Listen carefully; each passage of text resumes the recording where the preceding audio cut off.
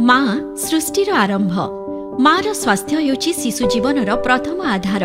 माँ और शिशुर स्वास्थ्य सुरक्षा पाई ओडिशा सरकारक महिला और शिशु विकास विभाग सर्वदा कार्यरत।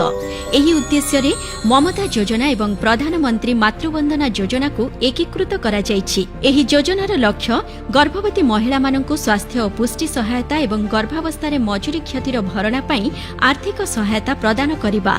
जे महिलांक परिवारर वार्षिक आय 8 लाख टंकारु कम होइथिबो एवं बयस 18 वर्ष 7 मासरू ऊर्ध्व और 55 वर्षरू कम होइथिबो सेमाने मोबाइल ऐप किंबा निकटस्थ अंगनवाड़ी केन्द्र रे पंजीकरण करि परिबे।